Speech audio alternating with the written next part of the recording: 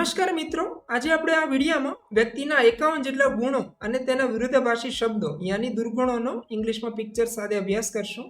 અહીંયા વિડીયોમાં ઓપોઝિટ વર્ડનો અર્થ છે વિરુદ્ધાર્થી શબ્દ. તો ચાલો આપણે હવે શરૂ કરીએ. દયાળુને અંગ્રેજીમાં કાઇન્ડ કહેવાય, જેનો ઓપોઝિટ વર્ડ છે ક્રુઅલ યાની ક્રૂર. ઈમાનદારને અંગ્રેજીમાં ઓનેસ્ટ કહેવાય, જેનો ઓપોઝિટ વર્ડ છે ડિસઓનેસ્ટ યાની બેઈમાન. વિનમ્રને અંગ્રેજીમાં પોલાઇટ કહેવાય, જેનો ઓપોઝિટ વર્ડ છે રૂડ યાની અસભ્ય કે અસંસ્કારી. મૈત્રપૂર્ણને અંગ્રેજીમાં ફ્રેન્ડલી કહેવાય, જેનો ઓપોઝિટ વર્ડ છે અનફ્રેન્ડલી યાની અમૈત્રીપૂર્ણ. મદદરૂપને અંગ્રેજીમાં હેલ્પફુલ કહેવાય, જેનો ઓપોઝિટ વર્ડ છે અનહેલ્પફુલ યાની બિનમદદરૂપ. ધીરજવાનને અંગ્રેજીમાં પેશન્ટ કહેવાય, જેનો ઓપોઝિટ વર્ડ છે ઇમ્પેશન્ટ યાની અધીર કે ઉતાવળિયું. મહેનતીને અંગ્રેજીમાં હાર્ડવર્કિંગ કહેવાય, જેનો ઓપોઝિટ વર્ડ છે લેઝી યાની આળસુ. જવાબદારને અંગ્રેજીમાં રિસ્પોન્સિબલ કહેવાય, જેનો ઓપોઝિટ વર્ડ છે ઇરરિસ્પોન્સિબલ યાની બેજવાબદાર. શાંતને અંગ્રેજીમાં કામ કહેવાય, જેનો ઓપોઝિટ વર્ડ છે હેઝિટેટેડ, જેનો મતલબ છે અશાંત અથવા તો ઉશ્કેરાયેલું. આદરણીયને અંગ્રેજીમાં રિસ્પેક્ટફુલ કહેવાય, જેનો ઓપોઝિટ વર્ડ છે ડિસરિસ્પેક્ટફુલ યાની અનાદરણીય. સાચું બોલનારને અંગ્રેજીમાં ટ્રુથફુલ કહેવાય, જેનો ઓપોઝિટ વર્ડ છે ડિસીટફુલ યાની બેઈમાન કે છેતરપિંડી કરનાર.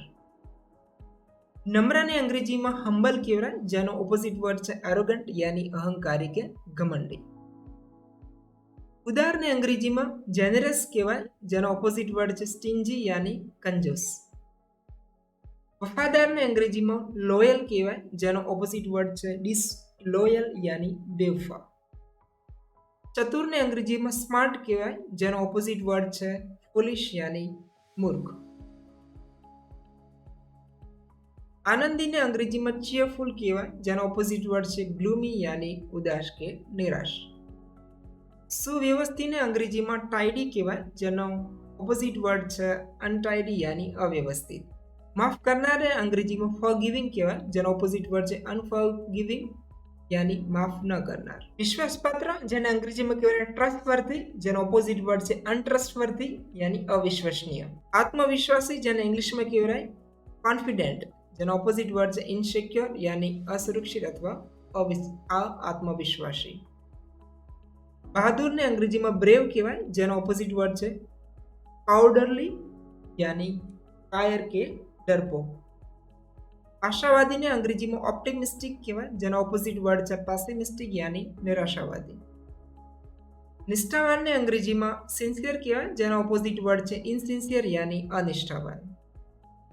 કૃતજ્ઞ કે આભારી જેને ઇંગ્લિશમાં ગ્રેટફુલ કહેવાય, જેનો ઓપોઝિટ વર્ડ છે અનગ્રેટફુલ યાની અકૃતજ્ઞ.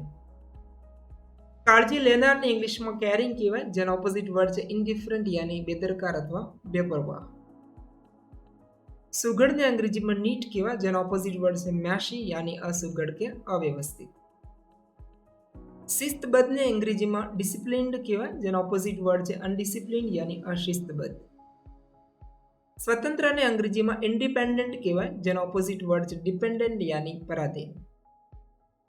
પરિપક્વને અંગ્રેજીમાં મેચ્યોર કહેવાય, જેનો ઓપોઝિટ વર્ડ છે ઇમેચ્યોર યાની અપરિપક્વ. સર્જનાત્મકને અંગ્રેજીમાં ક્રિએટિવ કહેવાય, જેનો ઓપોઝિટ વર્ડ છે અનઇમેજિનેટિવ યાની કલ્પનાશીલ.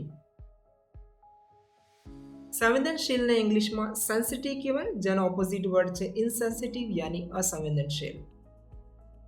વિચારશીલને ઇંગ્લિશમાં થોટફુલ કહેવાય, જેનો ઓપોઝિટ વર્ડ છે થોટલેસ યાની અવિચારશીલ.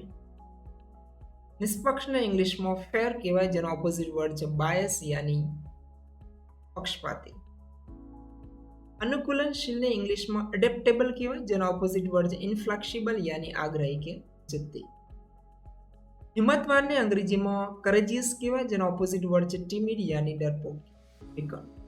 ખુલ્લા મનનું જેને ઇંગ્લિશમાં ઓપન માઇન્ડેડ કહેવાય, જેનો ઓપોઝિટ વર્ડ છે નેરો માઇન્ડેડ યાની સંકુચિત મન. ઉર્જાથી ભરપૂર ઉર્જાસભર જેને ઇંગ્લિશમાં કહેવાય એનર્જેટિક, જેનો ઓપોઝિટ વર્ડ છે લેથર્જિક યાની સુસ્ત.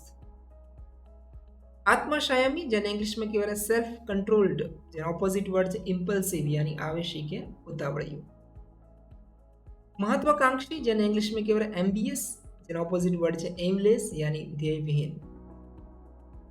સહનશીલ જેને ઇંગ્લિશમાં કહેવાય ટોલરન્ટ, જેનો ઓપોઝિટ વર્ડ છે ઇનટોલરન્ટ યાની અસહનશીલ. જ્ઞાની કે સમજદાર જેને ઇંગ્લિશમાં કહેવાય વાઇઝ, જેનો ઓપોઝિટ વર્ડ છે ફુલિશ યાની અજ્ઞાની કે મૂર્ખ. આશાવાદી કે જેને ઇંગ્લિશમાં કહેવાય હોપફુલ, જેનો ઓપોઝિટ વર્ડ છે હોપલેસ યાની નિરાશાવાદી. સિદ્ધાંતવાદી યાની પ્રિન્સિપલ્ડ, જેનો ઓપોઝિટ વર્ડ છે અનપ્રિન્સિપલ્ડ યાની સિદ્ધાંતવિહીન. સહાનુભૂતિશીલ જેને ઇંગ્લિશમાં કહેવાય ઇમ્પેથેટિક, જેનો ઓપોઝિટ વર્ડ છે કેલસ યાની નિષ્ઠુર. રમૂજી જેને ઇંગ્લિશમાં કહેવાય વિટી, જેનો ઓપોઝિટ વર્ડ છે ડલ યાની નિરસ. સંસ્કારી જેને કહેવાય કલ્ચર્ડ, જેનો ઓપોઝિટ વર્ડ છે અનકલ્ચર્ડ યાની અસંસ્કારી. સાધન સંપન્ન જેને કહેવાય રિસોર્સફુલ, જેનો ઓપોઝિટ વર્ડ છે હેલ્પલેસ યાની નિસહાય. ઉત્સાહી જેને ઇંગ્લિશમાં કહેવાય એન્થુઝિયાસ્ટિક, જેનો ઓપોઝિટ વર્ડ છે એપેથેટિક યાની નિરસ. સંતુલિત યાની બેલેન્સ્ડ, જેનો ઓપોઝિટ વર્ડ છે અનબેલેન્સ યાની અસંતુલિત. આજ્ઞાકારી જે ઇંગ્લિશમાં કહેવાય ઓબેડિયન્ટ, જેનો ઓપોઝિટ વર્ડ છે ડિસઓબેડિયન્ટ યાની બિનઆજ્ઞાકારી. લાસ્ટ વિનમ્ર યાની મોડેસ્ટ, જેનો ઓપોઝિટ વર્ડ છે બોસ્ટફુલ યાની બડાઈખોર. હવે આપના માટે એક અનાઉન્સમેન્ટ, અમારું સ્પોકન ઇંગ્લિશ અને ગ્રામર ક્લાસીસ અમદાવાદમાં આવેલ છે. સો આપ ઓફલાઈન કે ઓનલાઈન કોર્સ જોઈન કરવા માંગતા હો તો સ્ક્રીનમાં આપેલા નંબર 7283969498 પર કોલ કરી વધુ માહિતી મેળવી શકો છો. Thanks for watching. Have a good day.